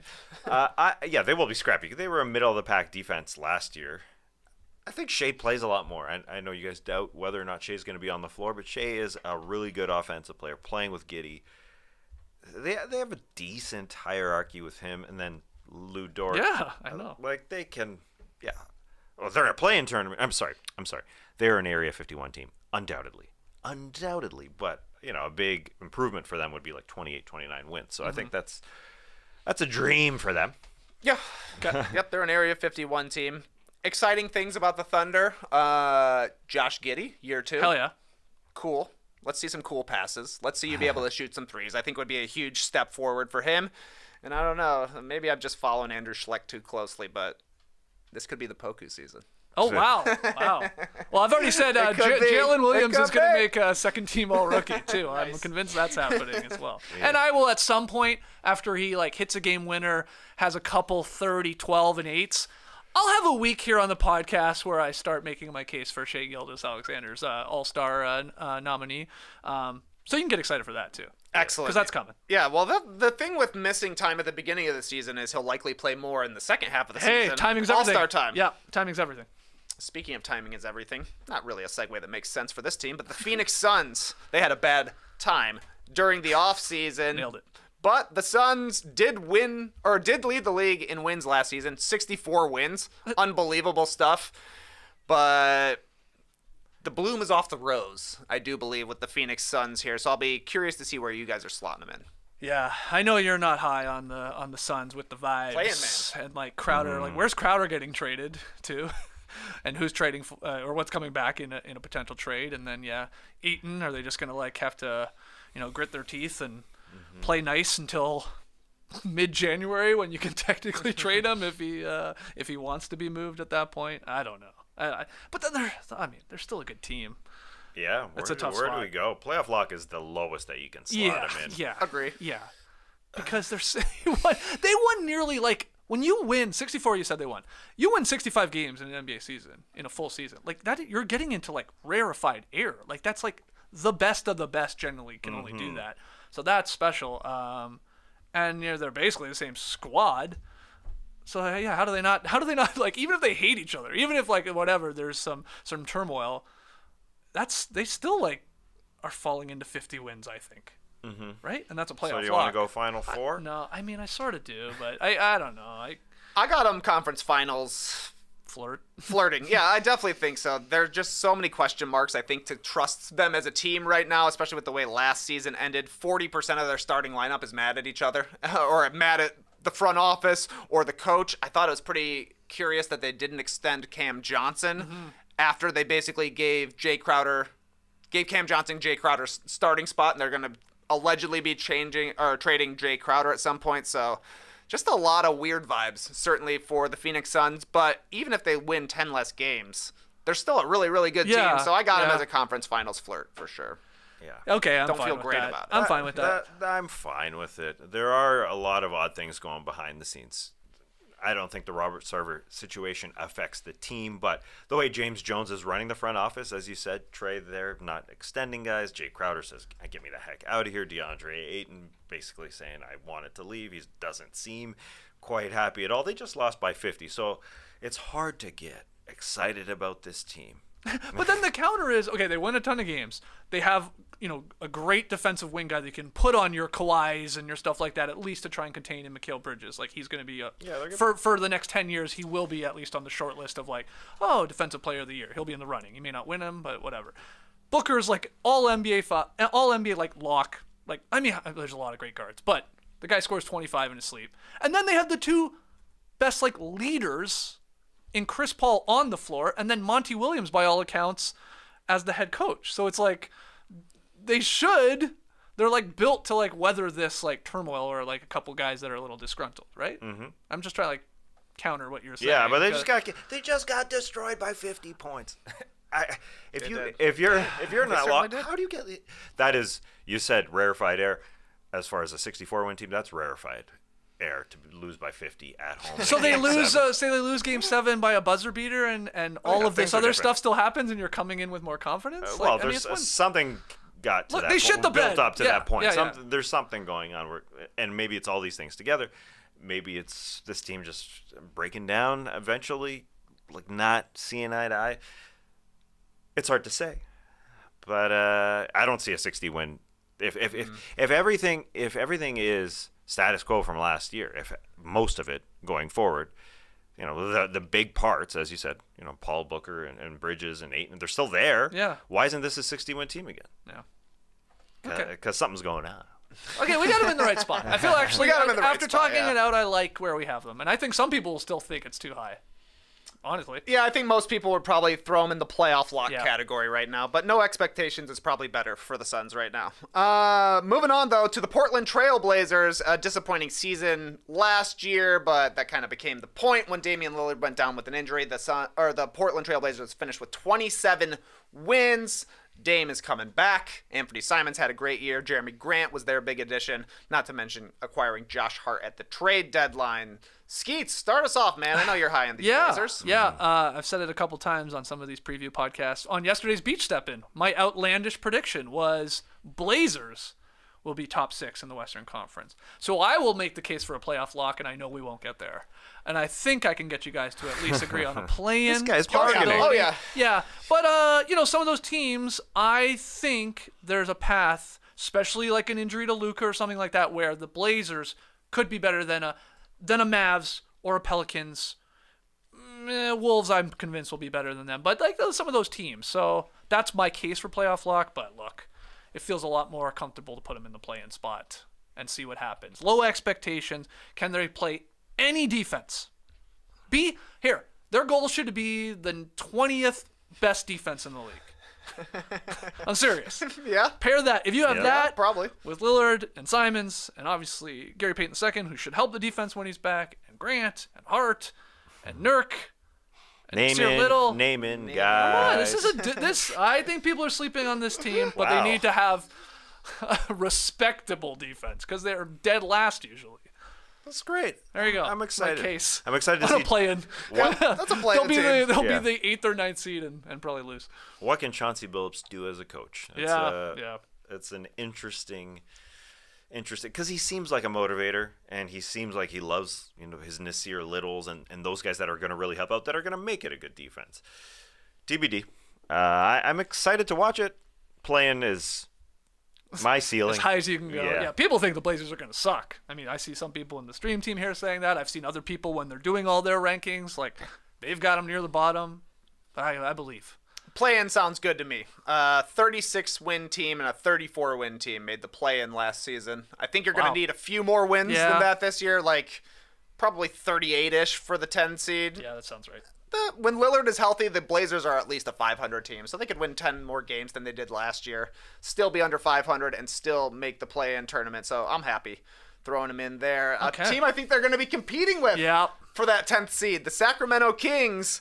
I'm slotting them into the play-in tournament, and with their fans, I want to see them win 40 games this year. If They don't even want 41 wins, just 40. 40, exactly. Hit Yeah. that magical 40. We're putting them in the play-in. I'm answering for you, okay? Because they would literally throw a parade in Sacramento if they have one Deservedly. game Yeah. in the play-in, and then they can say they made the playoffs. That'll be the debate. Yeah, that's where they're going to be. I am excited about them. I'm higher on Fox than most, but Fox and Sabonis, and obviously some shooting now on that team. And I think Mike Brown does give them a little bit more of a defensive identity of what he's going to try to implement. Now, do you have the pieces to do it? That's the real key. But I'm all in on their preseason. They got the bell in practice. Did you see that? So they're ringing this thing when someone takes a charge and all that. Just like there's like a lightness to them that feels like it hasn't been there a lot of preseasons and camps prior. And Yeah. I think Mike Brown's a big part of that, and maybe Absolutely. some hope.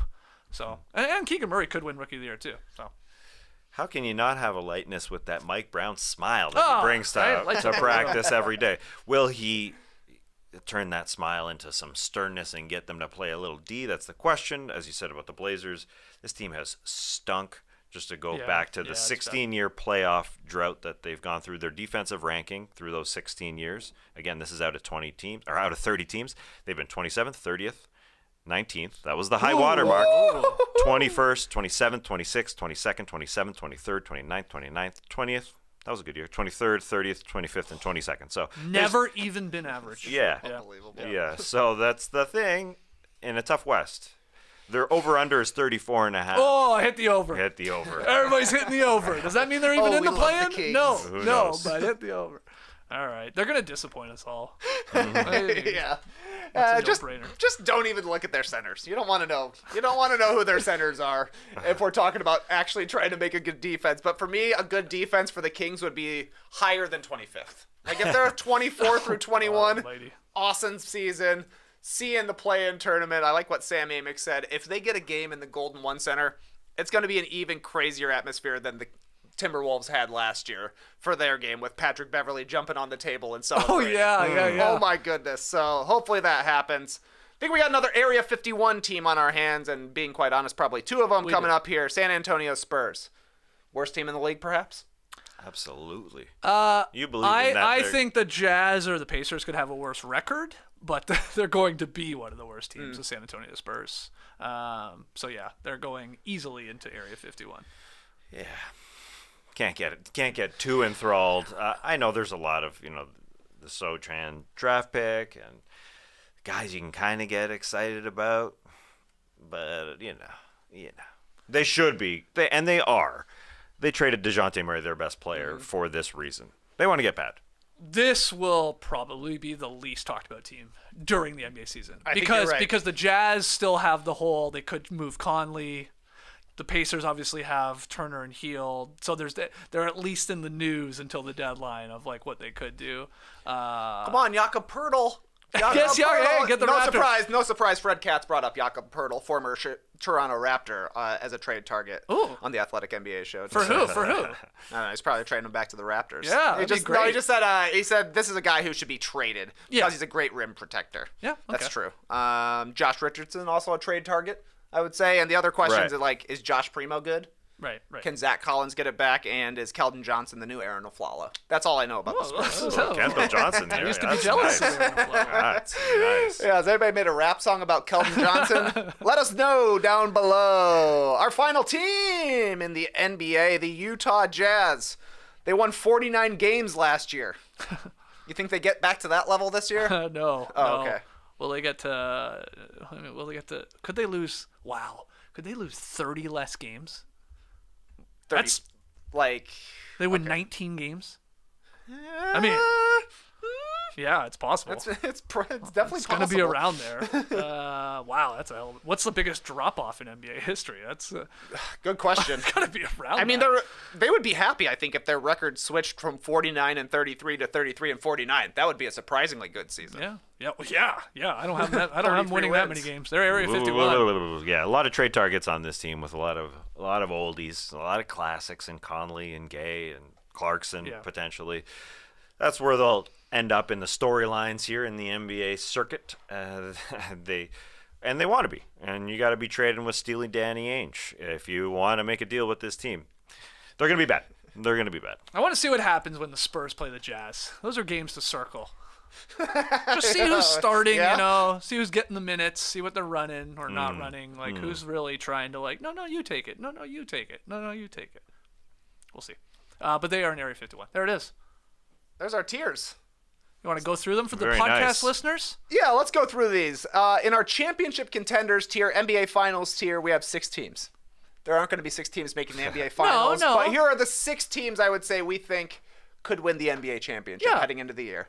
Boston Celtics, Milwaukee Bucks, Philadelphia 76ers, Denver Nuggets, Golden State Warriors, and the LA Clippers. Yeah. That's our top tier. I think that's fine. I think I'm really happy with that. I'm interested to see, are we going to have another NBA Finals that have 2 new teams that haven't been there over the last couple seasons? You know, we're on 3 finals running where it's been 2 unique teams, in the finals there.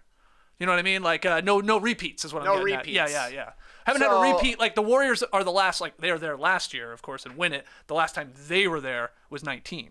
Okay, so But- would you if the Bucks make the finals, that's not a repeat? No, I would count them in this Okay. thing. So I'm looking at imagine we get a Nuggets Sixers, 2 new Completely teams fresh. for the last 4 years. Anyway, All I right. like those 6 teams. Yeah. Those are our 6 title contenders knocking on the door of contention. I think that's what Zach Harper called it in his power rankings. Okay. The next best teams. We got the Miami Heat. Oh my goodness! Wow, that's a graphic made on the fly?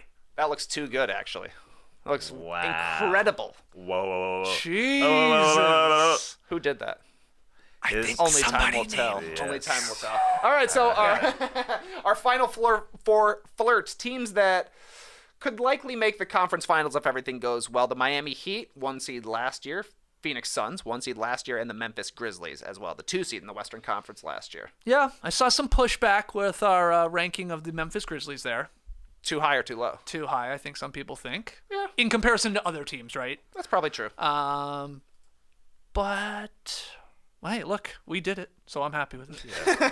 Yeah, we did it, so deal with it. Yeah. Up next, our playoff lock teams that are going to be 6th seed or higher. So kind of honestly 5 or 6 is what it breaks down to. But we got the Atlanta Hawks, the Cleveland Cavaliers, Toronto Raptors in the Eastern Conference, the Dallas Mavericks, Minnesota Timberwolves, and New Orleans Pelicans in the Western Conference. I think that's nice because Hawks, Cavs, Raptors seem very much on the same level to me Yeah. as do Mavericks, Timberwolves, Pelicans. Yeah, I was going to say those 6 teams, it's you know what? They're all going to have the same record. It very well could be 47 through 50 wins for all of those Yeah. teams. Yeah, that's a good little tier there, Tass. Good little tier there. Here's a nice little tier there for you. The play-in tournament. This is the big money makers in the NBA, all in the play-in tournament. The Brooklyn Nets, Chicago Bulls, New York Knicks, Washington Wizards, Los Angeles Lakers, Portland Trail Blazers, and Sacramento Kings. Yeah, maybe we're sickos for putting the Trail Blazers and the Kings in there. Yeah. I don't think so. That feels good to me. Yeah, that's their ambition. I think the Blazers probably want to go higher than that, but the Kings, yeah, that's the goal. Yep. Definitely it is. And finally, Area 51, trying to find out as much as they can about aliens and hoping you don't know that much about their season. The Charlotte Hornets, Detroit Pistons, Indiana Pacers, Orlando Magic, Houston Rockets, OKC Thunder, San Antonio Spurs, and Utah Jazz. It's just nice how they're still alphabetical through all this. That is nice. Oh, actually, That is nice. I take that back. Where'd I botch it? Well, no, it's not you. The Denver Nuggets, actually, they're fourth on the. Or you were just talking about the Area 51? What are you talking about? Well, I'm saying the city names. Well, we did the Eastern Conference first. Yeah, then the yeah, Western yeah, Conference. yeah. That's true. They are. But now you look at it, they're all not alphabetical. Oh, jeez. Whatever. Anyways, it was fun. We had fun. All right. Well, disagree, agree. Let us know in the stream team. You guys have been doing it throughout this show. We appreciate that. Maybe you're listening later. Tweet at us at No Dunks Inc. or get in the YouTube comments and at least pick a team or two where you're like, no. Wrong tier, my man. They should be higher or lower. We got to take a break. Dear God, this is a long podcast. Hope you're enjoying this. Take a break, and then we'll wrap this baby up with some quick looks at the extensions and some jerseys. Don't go anywhere. Bad news, meatballs. If you've ever wondered whether your CBD was working, that means it probably wasn't. Sorry, but it's true. And that's probably because it wasn't absorbing right, you fool. Which is why Next Evo Naturals developed Smart Sorb technology, clinically proven to help your body absorb CBD 4 times better than regular CBD oil. Because oil and water don't mix, and newsflash, your body is water-based. Yeah, meatball. Smart Sorb technology improves CBD's ability to be absorbed, getting into your system in as little as 10 minutes. Next Evo Naturals are scientifically formulated to deliver more CBD in a way your body can actually use. And yes, it's clinically proven to have 4 times better absorption. So step your absorption up and get your supply of Next Evo Naturals Revive CBD Complex today. The clinically proven Smart Sorb CBD is combined with Next Evo Naturals' patented curcumin blend to promote a healthy inflammatory response and help you feel restored. Step your absorption game up. Step it up, meatballs! Get up to 25% off when you subscribe and spend $40 or more at nextevo.com/recover with promo code NODUNKS. That's nextevo.com/recover. Promo code NODUNKS. Okay, we've done the tiers. Let's get to some extensions. We had 3 more players sign rookie scale contract extensions right before Monday's 6 p.m. Eastern deadline. I'll give them to you all, and you can comment on all of them or none of them if you want. The Rockets rewarded Kevin Porter Jr.'s development with a 4-year, $82.5 million extension, but only the first season is fully guaranteed. A little interesting. The Blazers and small forward Nassir Little, they agreed to a 4-year, $28 million contract extension.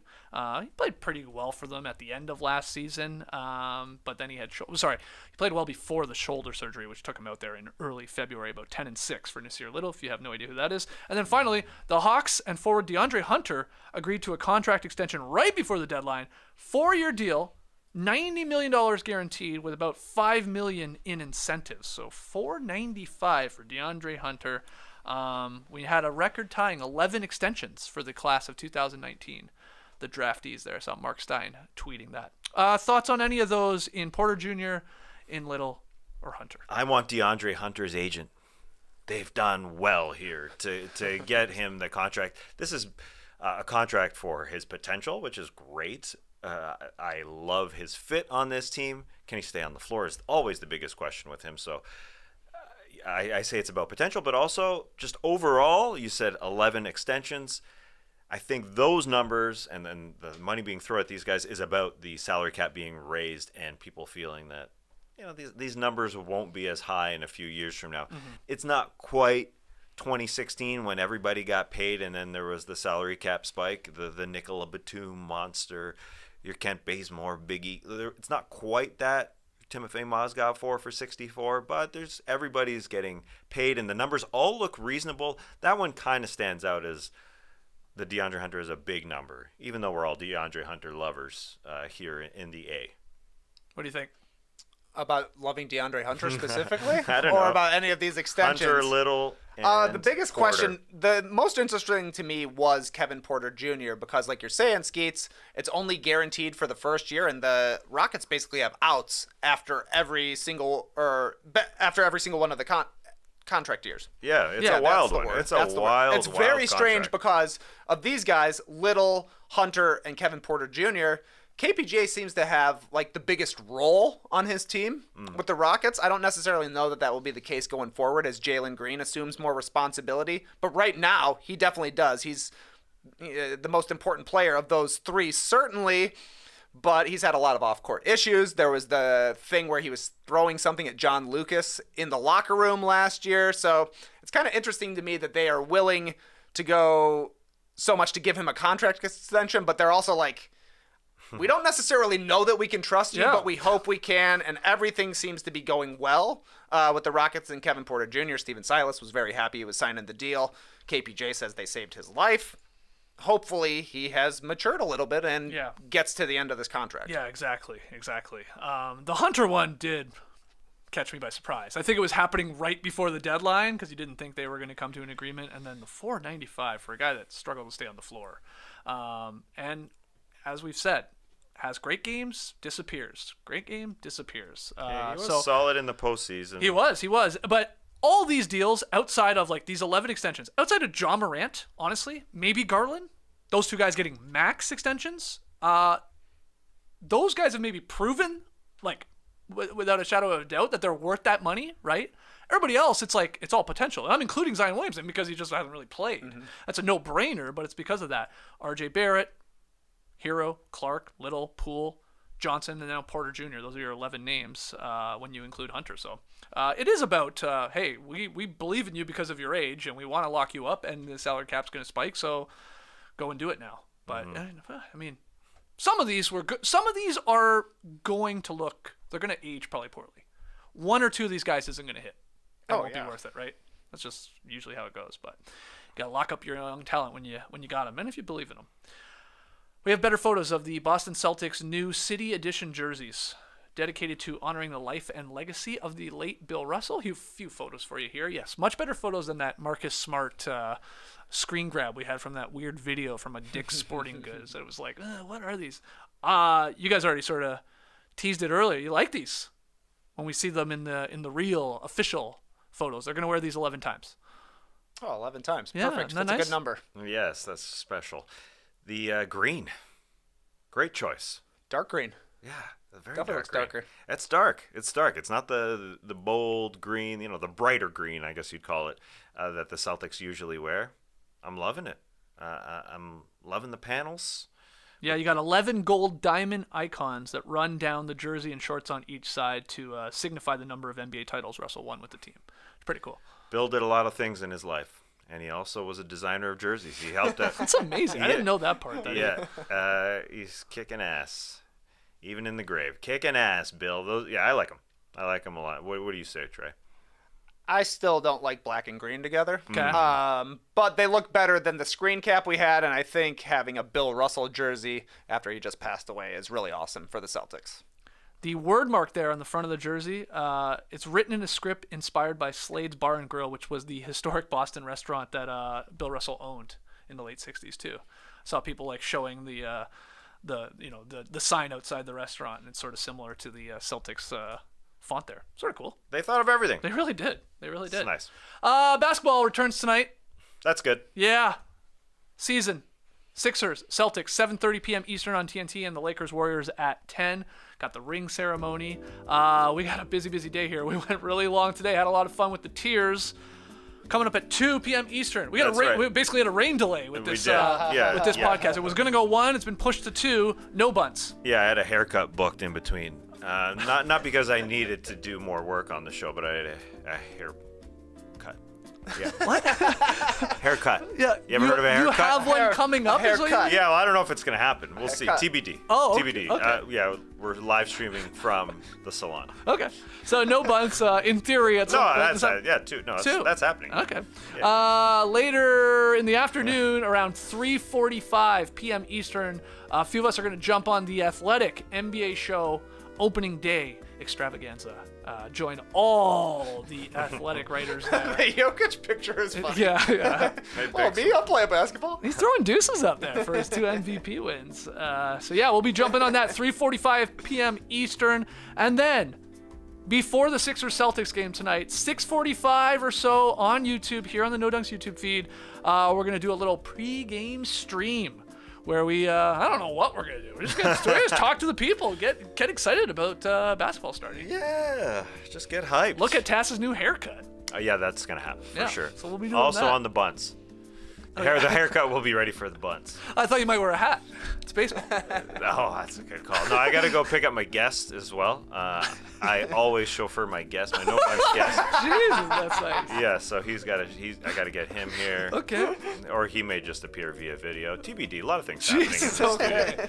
It's a busy day from the Classic Factory, so we're excited for all these shows coming later today and all these streams that we'll be jumping on. Hit the like button, subscribe to No Dunks, leave your boys a 5-star rating and review. Until we see you when we see you, Clipper Bros. You heard it here first. Have a great time. Turn up. Love you guys. Awesome. Thanks for joining us, and remember, Spurs draft pick Jeremy Sohan's name is pronounced Sohan. I did say Sochan. Yeah, it's a Polish-American name. I knew I said it wrong when I said it.